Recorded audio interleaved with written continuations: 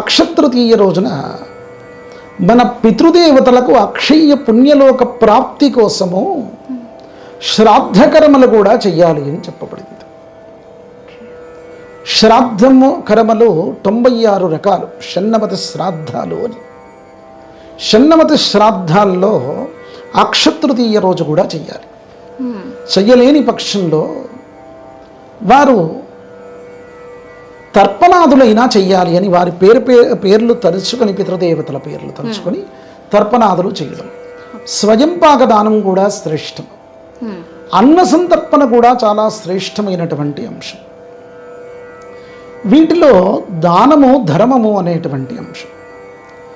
దానము ధర్మపూరితమైనటువంటి 2 విషయాలు ఏమిటి అని అంటే, ఎదుటివారు గొప్పవారైనా కానీ, ఒక పండితులు వాళ్ళందరూ కూడా గొప్పవారైనప్పటికీ మనను పునీతం చేసేటువంటి స్థితిలో ఉన్నారు, అత్యంత సంస్కారవంతులు కనుక వారు ఈ విధమైనటువంటి స్థితిలో ఉన్నవారు కాబట్టి మనను పునీతం చేసేటువంటి స్థితిలో ఉన్నవారు, వారికి దాన ధర్మాలు చేయడం.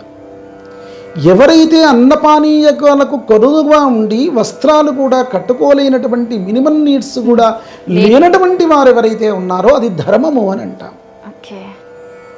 ఆ యొక్క ధర్మం కూడా ఈ రోజు నాడు చేయడం శ్రేష్టము. మనకు ఆ విధంగా చేయడం చేత మనకు తరిగిపోయినటువంటి పుణ్యం అనేటువంటిది ఈ యొక్క అక్షతృతీయ రోజు చేయడం చేత లభిస్తుంది. కనుక ఆ అక్షయ తృతీయ రోజు ఎప్పుడైతే ఈ విధమైనటువంటి స్థితి మనకు కలగడానికి దాన ధర్మాదులు, పితృదేవతలకు సంతర్పణలు, సత్కార్యాలు చేయడము, జాగరణ చేసేటువంటి వారు